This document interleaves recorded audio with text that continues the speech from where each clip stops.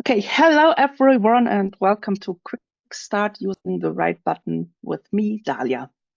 In this session, I will give you a quick overview of how to use the right button in Sudowrite and answer any questions you may have about this. Since this is a quick start session aimed at new users, we'll take all the things step by step and proceed at a leisurely pace.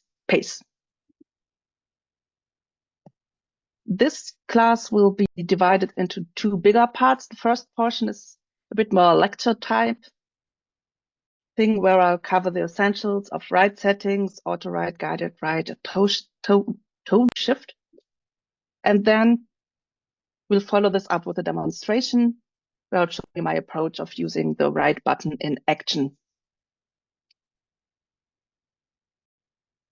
I hope that this way we'll get a little bit, and a little bit better time management than my usual classes where I'll stuck into demonstration. We don't get to finish everything, but I also hope that we'll still have time for Q&A at the end.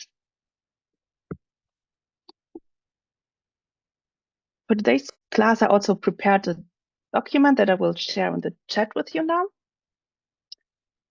which contains the most important notes and links to example projects. Also the project we'll be working on today.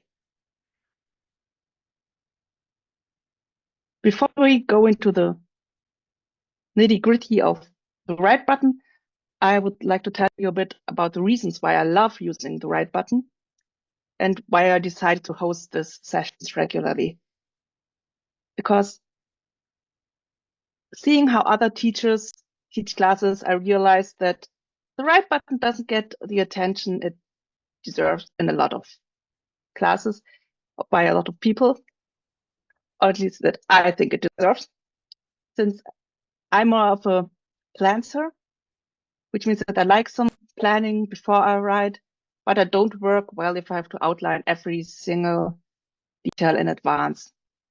That's why I've never warmed up to the chapter generator and working with beats and all that, since it feels too rigid for me and like I'm being strapped in a straitjacket if I have to know exactly how a whole chapter has to pan out in advance. The right button, on the other hand, is perfect for writers like me who prefer this flexibility, and it lets you develop smaller portions of your story without needing everything mapped out in advance. You can just dive in and see where the writing takes you, regardless of how much you have already prepared. But the great thing about the right button is that it's not only good for pantsers, since it's connected to the story Bible, it also works well for all the plotters in the audience, especially if you prefer writing most of your content yourself, but still want AI support whenever you feel stuck or need to fill in gaps.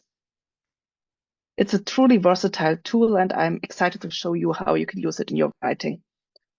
So let's now jump into Sudowrite. Today we'll be working on a project I started during my latest Write With Me, called The Secret Songs of Whispering Pines. It's a queer love story about a woman named Nora who returns to her hometown Whispering Pines after inheriting her grandmother's mansion. While renovating the house, she falls in love with the carpenter Ellie, and in the process, not only brings the mansion back to life, but also herself. But before we will dive into this story, we'll get to the exciting lecture part of all of this, where I will introduce to you how all the things work. So you'll find the right button up here in this corner, and write as a feature, well, it essentially does what it says, it writes text. But it also, if you have already text in document, reads what's in there and builds upon it in a logical way. This helps maintain consistency, especially when you're expanding on scenes.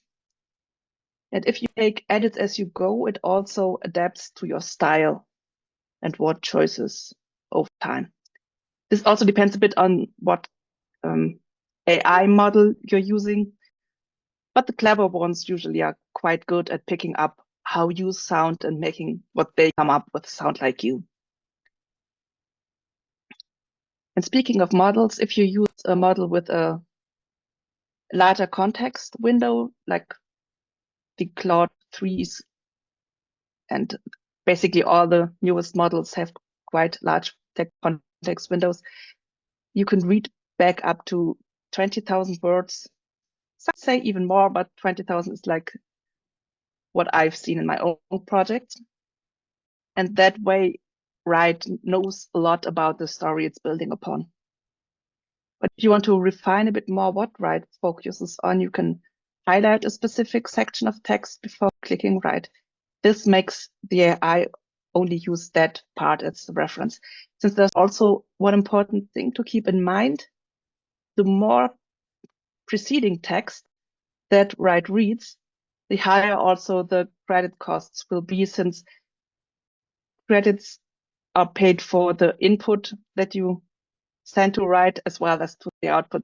That way it's possible to pay horrendous amounts for like a couple thousand or 10,000 of credits for like 50 words if you have already 20,000 or something in your document. When the story Bible is activated, Write will also pull in additional context. It currently reads the style and genre,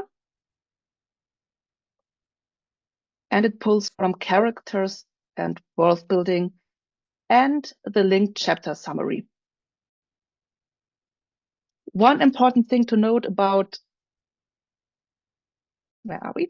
World building is that currently when you use the right button, all world building cards will be read, whether you need them or not. It just takes everything into consideration. So for example, if your character is wandering around, that it may pick different locations where the character could head to on its own.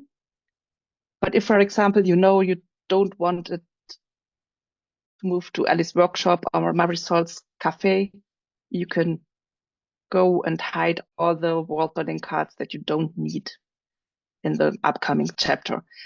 That's also good if you want to preserve credits, since, as I mentioned, everything that's read will also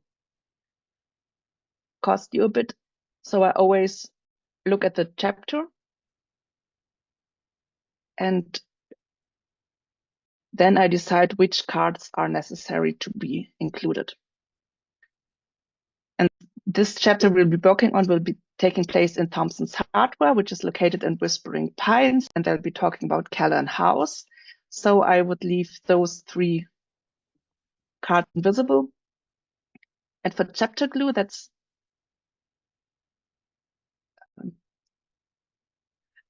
I always struggle to say this in a short, concise way. Chapter glue is like this little summaries of chapters so that the AI has context of what happened before. And that's also something that I always leave in so that the AI knows what has happened. Since currently the AI only knows, at least a white button only knows what's happened in the chapter you're currently in, the preceding text. So I have this little chapter glue card that I also have set on visible. With characters, it's a little bit different.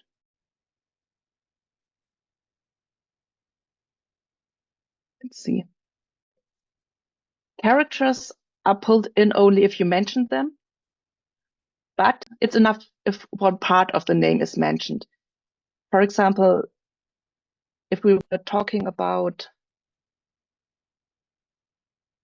like Callahan House would be in the prompt, it would pull in Nora, but also her sister Grace, even if, for example, Grace isn't relevant right now for the story. Similar, we have our Sam Thompson and Delilah Thompson. And if Thompson's hardware store is mentioned, also both characters would be pulled in. To avoid this, you can also go and hide characters that you don't want to accidentally be pulled in right now. Grace isn't relevant right now either. This can also happen if you have some name in other names, which the AI sometimes, I can't think of a good example, but would come up with something like, I don't know who Jim is, but for Ellie, something like the carpenter. And then you would have the in the name, and every time this the would be mentioned, it would be also put in. So beware of the is in other names or names for characters is one big advice that I had to also learn the hard way.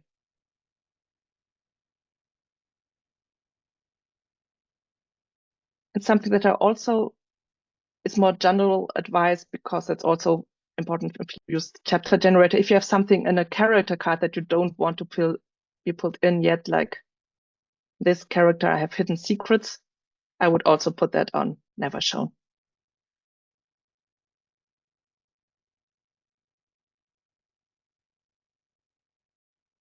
And generally, if you have anything also in world building that could contain spoilers, make sure anything the POV character should know yet is hidden from the AI.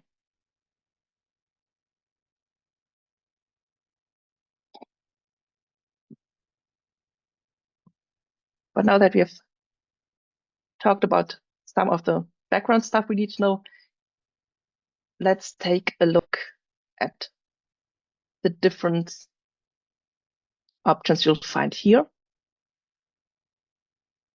With the right button, you have 3 different modes. Auto write is, yeah, it's quite fittingly described as autocomplete plus magic. It continues your story logically based on the context, and you can give it a few hints in the linked outline, or later in write settings, we have key details where you can give it some nudges in which direction it should go. But overall, it's a bit more free form than guided write. In guided write, you can give the AI prompts with 400 characters max, which I think is a little too little sometimes. And it's planned, or let's say it's considered to expand this box a bit. So if you like using guided write, head over to a little feedback and upvote that people want a bigger box. But in general, if you put in a prompt with 400 characters, that works well. It's usually that I'm missing like 2 or 3 sentences. But yeah, would be great if it would be a little bit bigger. But since it's linked to the outline, you could also just put additional information or prompts or instructions into the outline. But it's more precise when it's directly in the guided write prompt. You can also get suggestions. But to be honest, I've never gotten suggestions that I actually thought were good. So I'm not really using this. But if you don't have a good idea about your story already, there may be something in there that sparks ideas.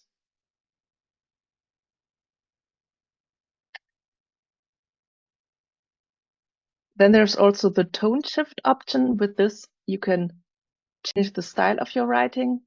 For example, if you're in a cozy mystery and you're just in an upbeat scene, but then your investigators stumble over the dead body, you can switch it to ominous to change the mood of the scene. I usually don't use this much, since you can also just use this as a guided instruction, like change the tone to be more ominous or something. That also works. But if you're looking for ideas, that's also a fun thing to play around with. But now let's dig into the right settings. Here you have the option to adjust the creativity. And this in generally means how strictly the AI follows their existing text, the direction it's going into. And with lower creativity, stuff is kept on track. It follows direction more closely and gives you the expected output for the genre and for the scene you're currently in. With most, you get a bit more,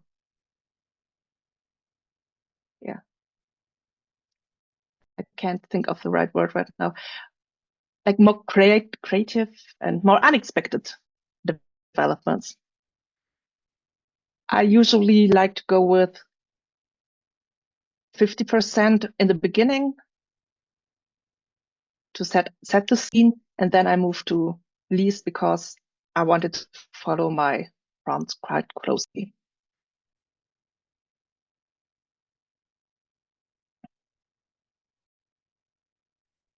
Then you can also set the number of cards that should be generated, which is the number of variants you will get. And you'll have to keep in mind that even if you only choose to use one of those variants, you will have to pay credits for all of them, even if you don't use anything with them. When I'm brainstorming or when I'm a bit unsure, I like to have a few more variants, between 3 or 6, and then to take from each variation the tidbits that I like best. For experimenting, later I'll set it to 3. Then you can also here choose the length of the card. And go between 500 words, 500 words and 50 words.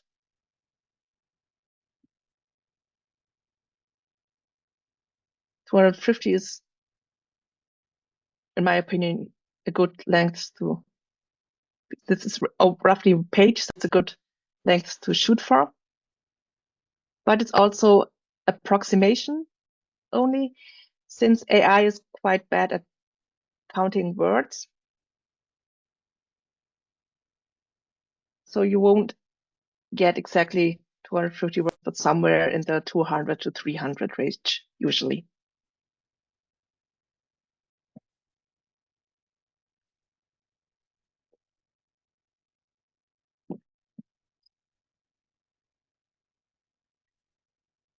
Then you can choose here your prose mode.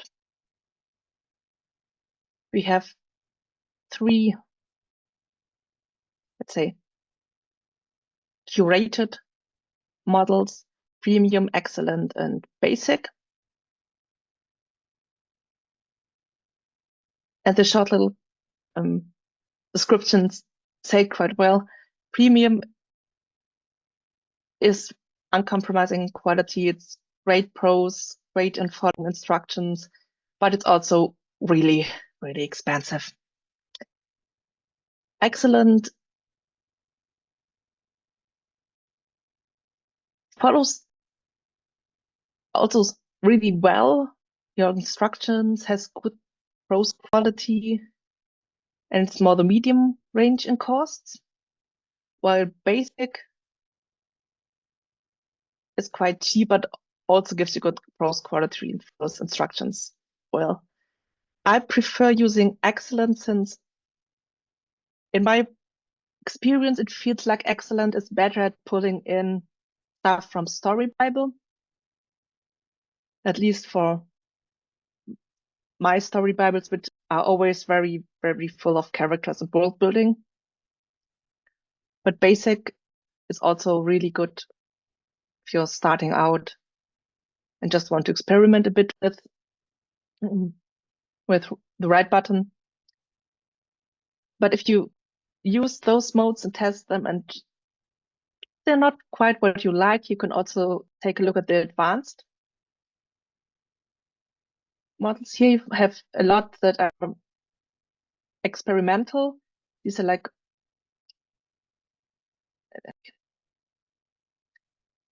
they are not tweaked as much as the other models for prose writing.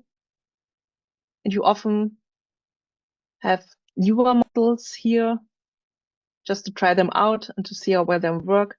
You have a wide range of possibilities.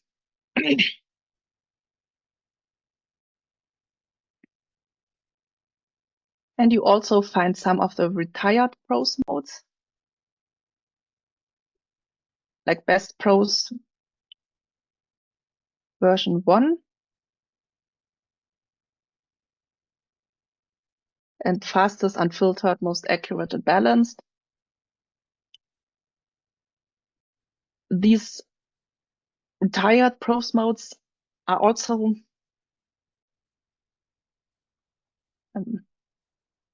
good working models. And I really liked working with Balanced in the past. They are very stable still, but their underlying models aren't the newest models anymore. Like Best Prose would be, Claude 2.0,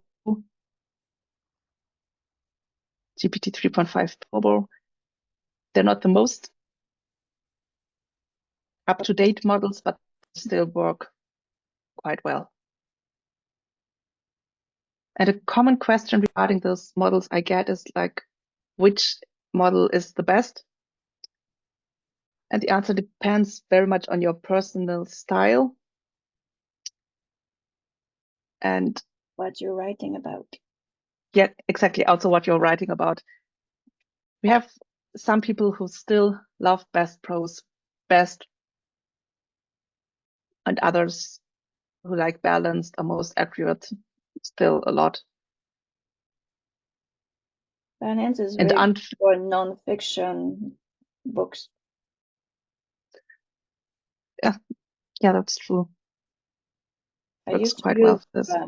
I used to use the other one, the Sonnet, but something is going on lately. It doesn't kind of follow the instruction of the nonfiction anymore. So I went back to Balance, and it's working. Yeah. So even if they're down at the bottom, they're still always worth a shot. Yeah. Definitely.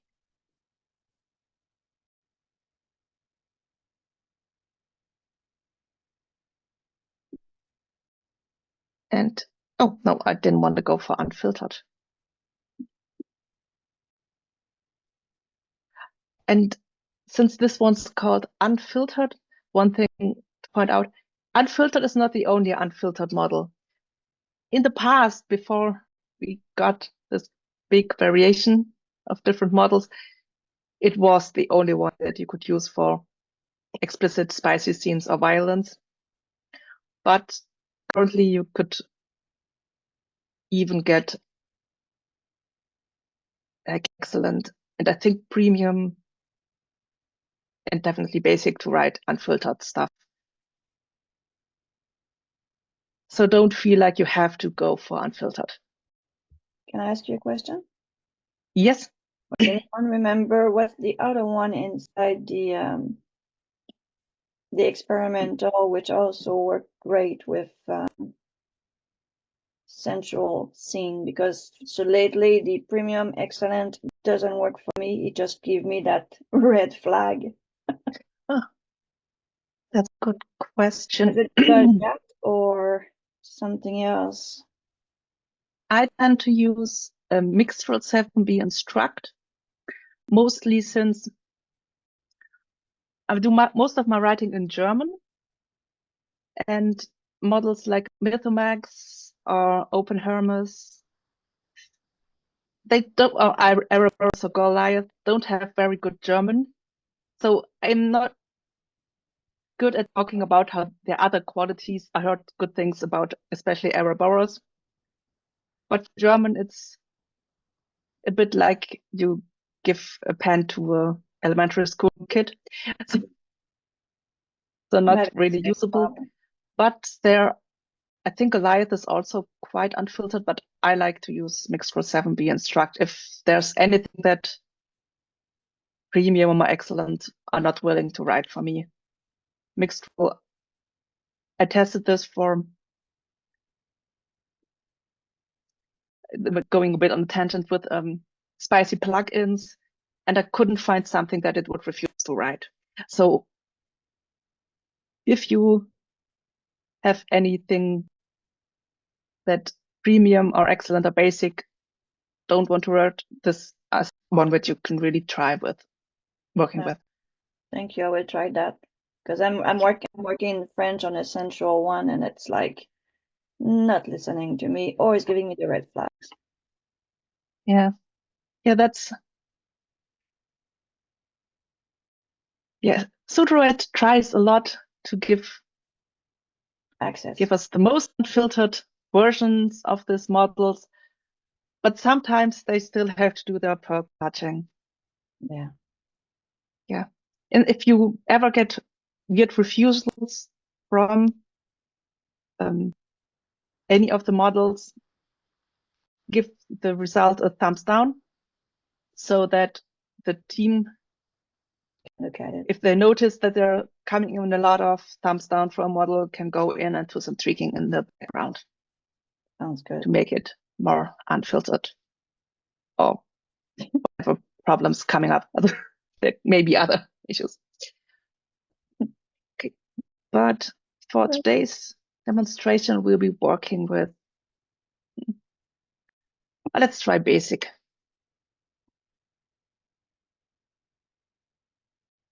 And the last box here in the right settings that you'll find is key details. These details only work in auto mode, and you can put in here like little prompts and everything that it should keep in mind while it's writing. I like to use this to reinforce the POV I'm using, like Nora's POV. Since even though I always have the information in the style box actually I haven't, not in this project, but usually I also put it in here. It's always good to tell it the same information several times so that it keeps it in mind. And with this, I think we've covered everything I wanted to cover in the lecture part of this session. Before I move on to demonstrating a few prompts, are there any questions in the chat?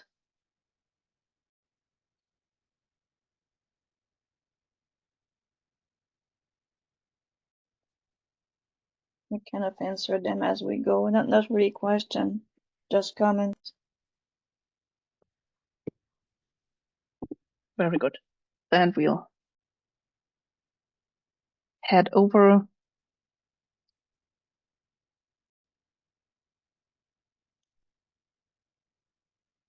to some prompts that I've prepared for today. I like to structure my prompts with little instructions in brackets at the beginning to tell it the POV, and something like start the scene with the gripping opening for the beginning of a chapter, or other kinds of instructions are possible, whatever you want from the scene. You can also have something like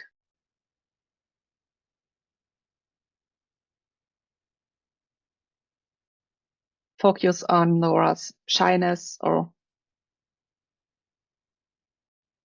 describe the setting in vivid colors or something. You can use the little prompts for a lot of instructions to the AI on how you want the scene to be written. And I like to structure that stuff that's more of an instruction comes in brackets. And if it's something more about like the, what's it called? Like about the story, like something like the context for a scene, I would use, now I don't know how these are called in English. I know that the other ones are called brackets, but no help. What is it? Ah, Parentheses, yeah. Parentheses, exactly, parentheses. In German, we just call them round and round brackets, basically. Yeah, the bracket are the square one, the parentheses are the curved one. Yeah. So parentheses. And something like context. I can't think of any context right now because I'm always blanking when I in situations. Is she But going shopping? She's going shopping? Where's she going? yeah. Yeah, that's good.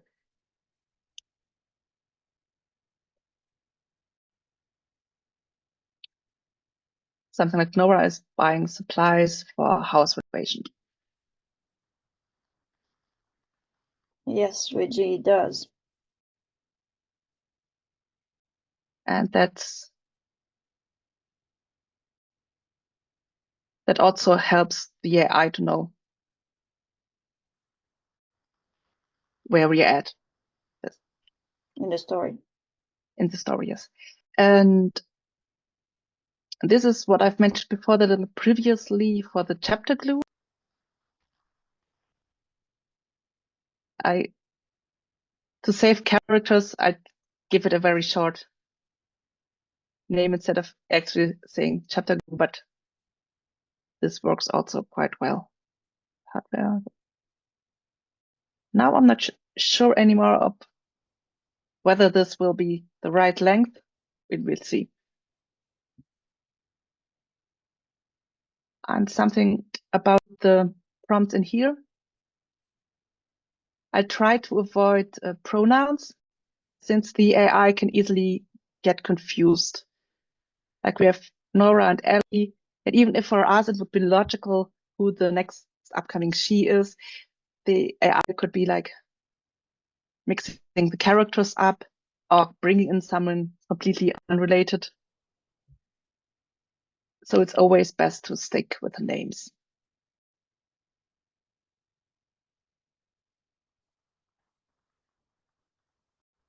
And this prompt,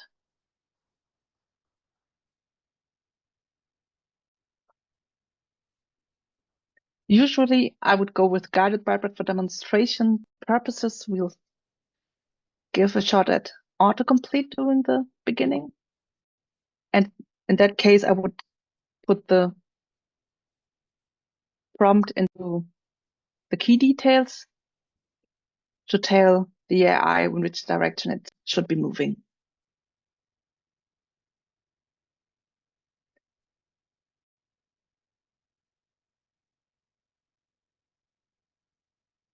Hit here.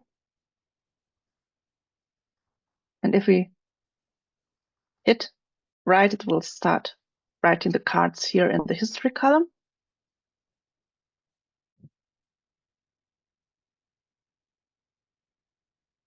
And it's taking some time. Good.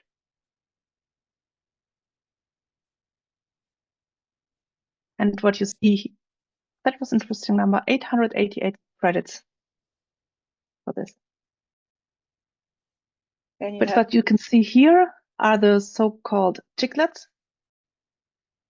These are the cards that were read while they were writing the scene. These are the characters pulled in. The blue is right there. All the stuff you put in your little paragraph. Also here, which chapter of the outline was. read. It was missing for a while, but now it's finally back, so that we know exactly what kind of information gets passed to Write. That's great.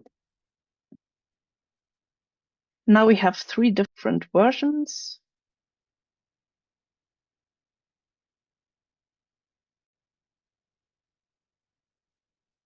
That we can read through and then pick a version we like, or we can combine them. Do not spend too much time on this. I think the last part has more dialogue. Is it possible?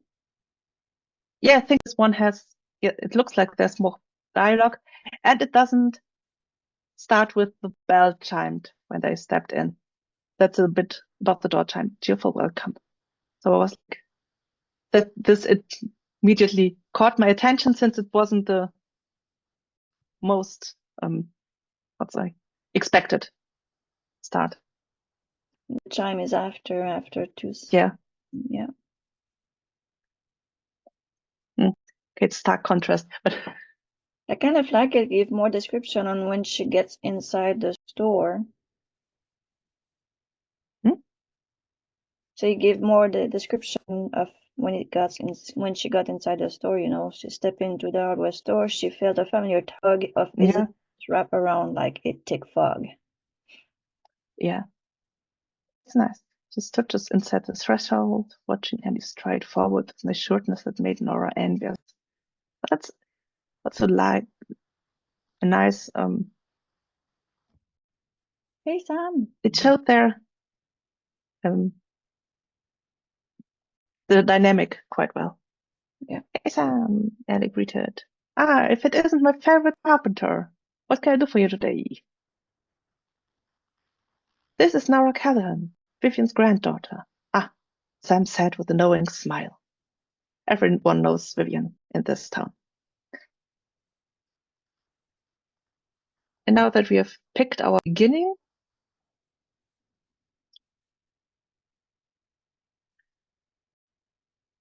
I usually head over, change my Write settings to a bit to follow more closely where I want to go with my story. And just let me take a look how many words this produced. Yeah, around 250.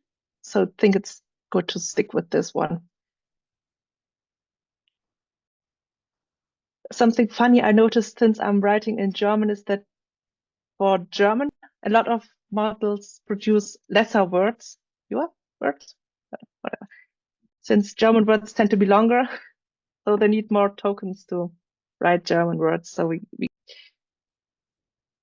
get less words out of 250 words. Cuts. Interesting. Yeah, it's not. Like we said, the AI doesn't know how to count. Yeah, it's really. It has its own ideas about counting, and never trust an AI counting anything. It's fascinating, considering it's a computer. So, and computers were built to count, but whatever. Now, what do you Not do this with AI. the details that she's already in the store? We know how she's feeling about going inside. Are you going to keep that inside that key details? Since we're switching to the guided write, I would usually just leave it in, since while there's anecdotal and evidence from people that I've heard that also guided write would look at key details. In my experience, it doesn't. And I asked Michael to ask the developers, and he confirmed that officially it doesn't look at key details once you switch to guided write. Interesting. So it would be safe to keep it in there. But it's still really curious that a lot of people say they noticed it influencing, but maybe there's a ghost in this machine that remembers stuff that we don't know about. Mm-hmm.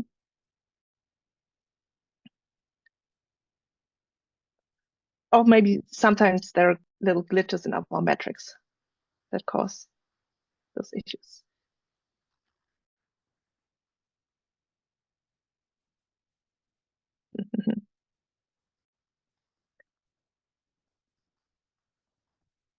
Now I had prepared this next little beat, but looking at where we left off, Sam already showed up.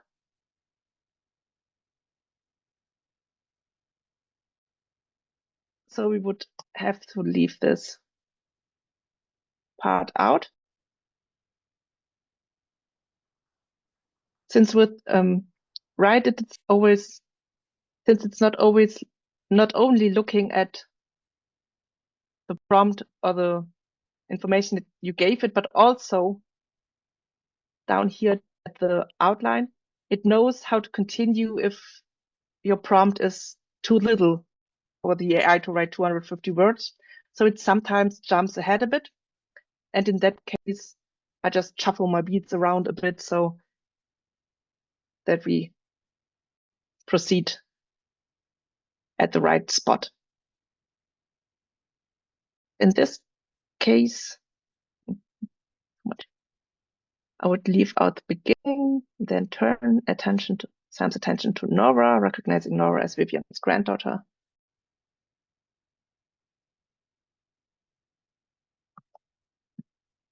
And then maybe take this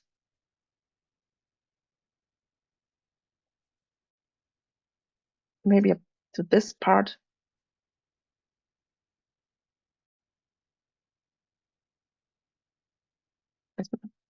For the next 150 words. And if the AI is more efficient,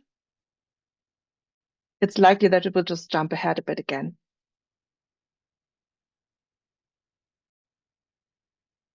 And for this following prompt, I like to use this little, accidentally clicked on quick edit, but at least I didn't accidentally click on, oh my God, I have high quality on. Didn't accidentally click on describe, which I usually do when I accidentally click on anything in this menu.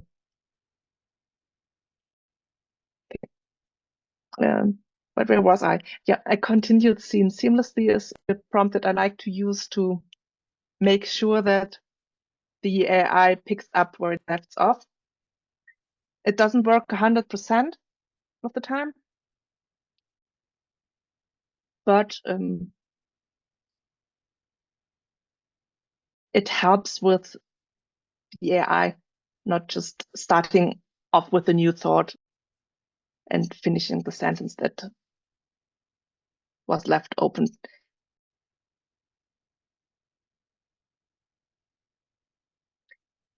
But something important to keep in mind about instructions like this is that the AI models evolve over time, and stuff that used to work may not be working anymore in a couple of days or a month. So you'll always have to evolve with the AI. And sometimes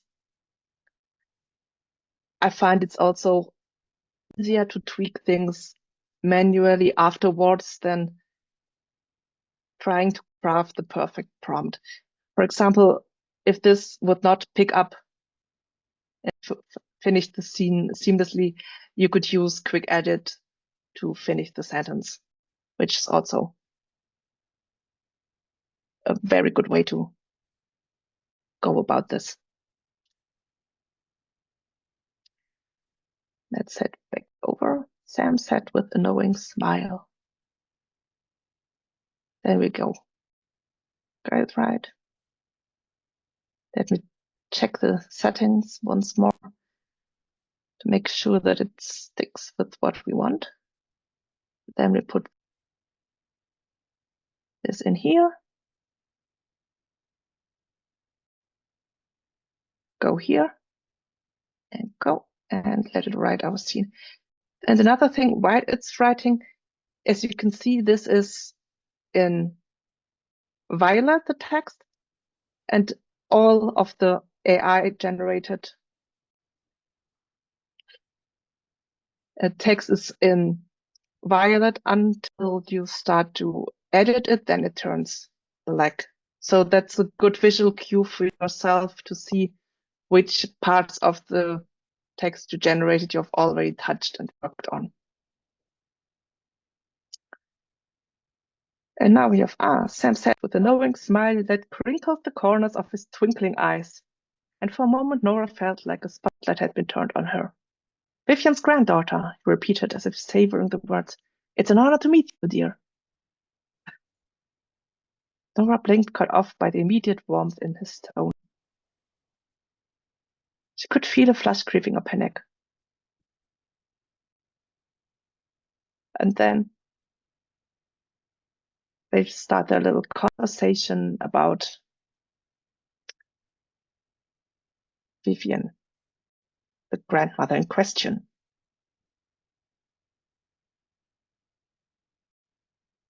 And yeah, here you can see the moment that I went back a bit to make this one paragraph. It's now black. And in this way, as I've proceeded now, I would just go on through the whole chapter and adapt. I usually have a mix out of my outline and beats for the prompts that I use. And I would just go through this and until I'm at the point where the chapter closes.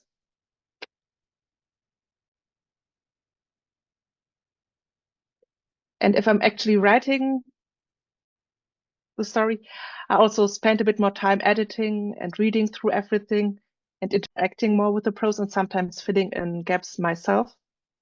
But we don't have the time to do this now, but I had a Write With Me series where we were working on this project at the big end of last year, which is now online.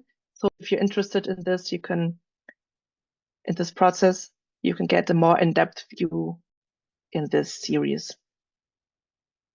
Okay. But for today, I think we have enough time for another little prompt. Unless there are many questions in the chat, since for once, we're actually in the prescribed timeline.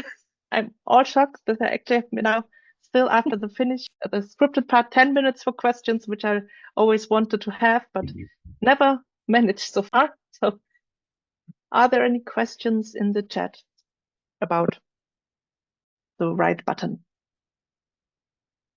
So far, chat is clear. Then we have a little time for some more experimenting. Maybe going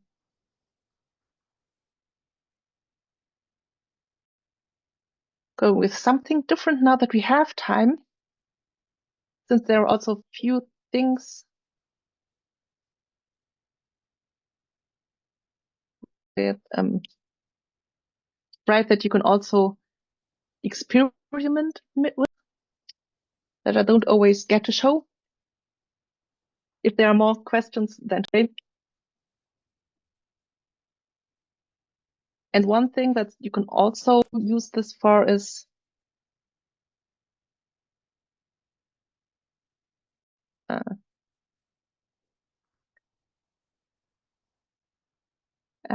some brainstorming. I just have to look. Let's go here. Like you could ask, give me. Okay. If you're struck.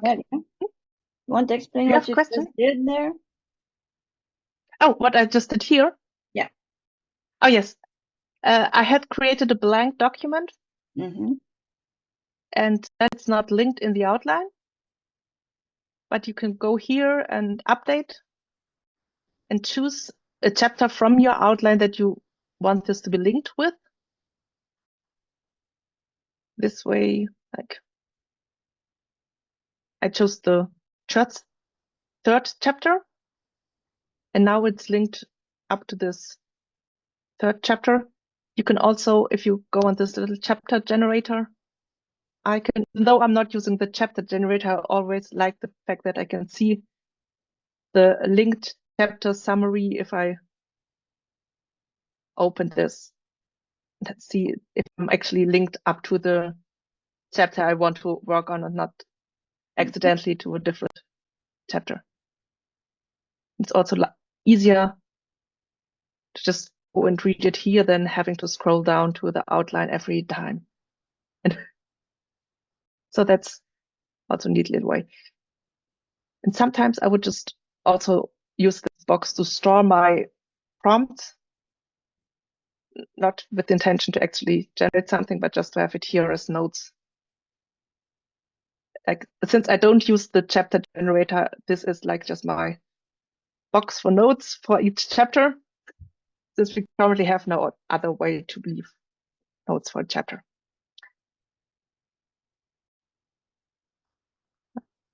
Yeah, Daria has a very interesting workflow. Yeah. Yeah, I really noticed that I'm a bit more of an outlier with my workflow. But I think it's very valuable to see the different teachers' way of working, since that way you can see what is possible to do with Sudowrite, and that there's not just one prescribed way that you have to follow. Like, writers are very individual, and I don't know if I ever met two writers who work exactly 100% the same way. So it's good to see that you do not have to follow one way to reach the goal with Sudowrite, but that you have several paths that you can go down with. Like, you could also just use the story Bible, write it yourself, and then use the laser tools for editing.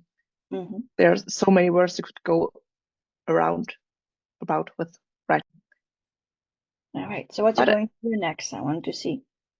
Yeah, I actually haven't tested this in a while, so I hope that it will still work. Is that you can use guided write also for brainstorming help, like something like give me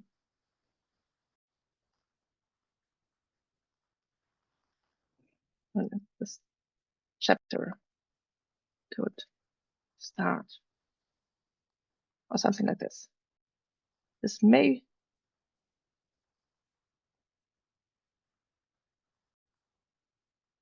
work or not.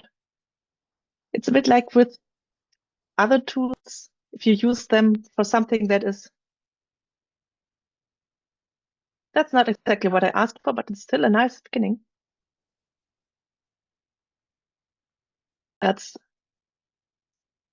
We had this with the different class, the Vorführ effect, the presentation effect in Face that makes it not work. But let's see if I turn this off. And I know it won't know anything if I turn it off.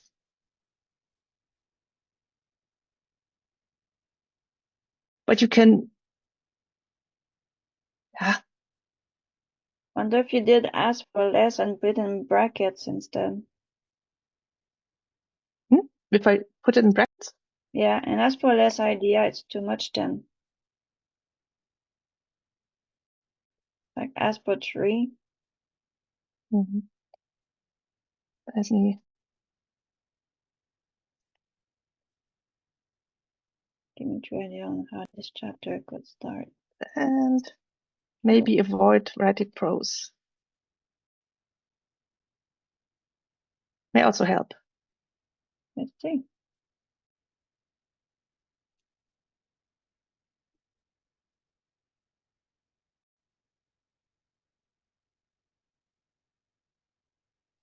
But that's also what you just see as a important, it works. It's working. Important part about working with AI is the experimentation. Since you don't always get what you want on the first try, a moment of connection. This is nice.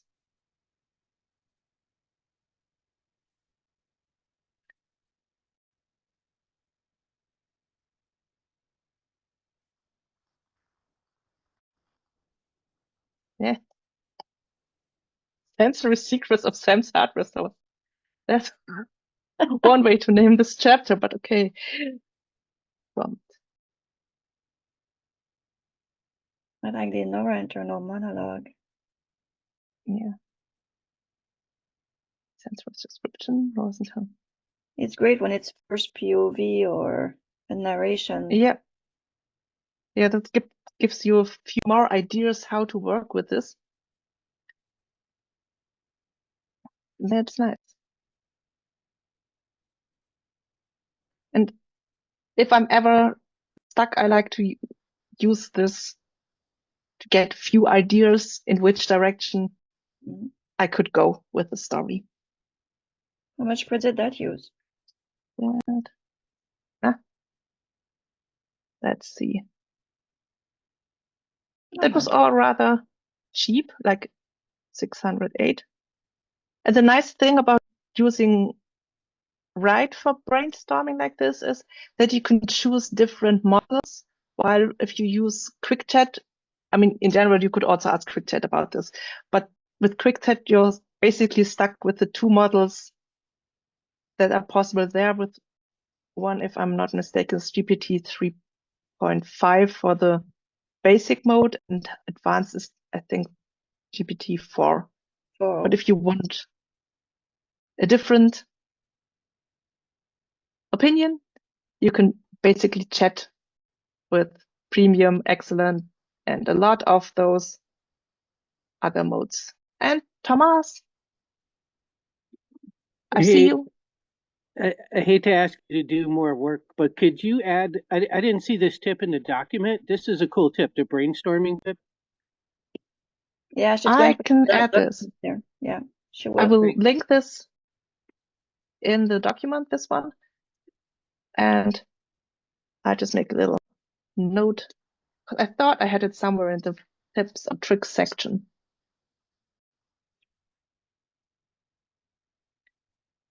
We are at the top of the hour. Yeah, we're at the top of the hour. Great. Then, if there are still questions, now is the time to ask them.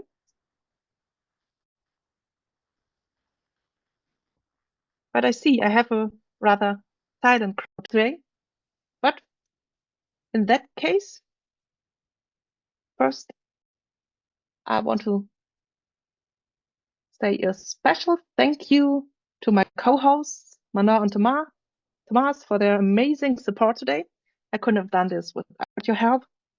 And of course, thank you all for your curiosity, energy, and engagement that you brought here, because I noticed at least that there was some conversation in the chat, and it's always a pleasure to guide you through your Sudowrite experience.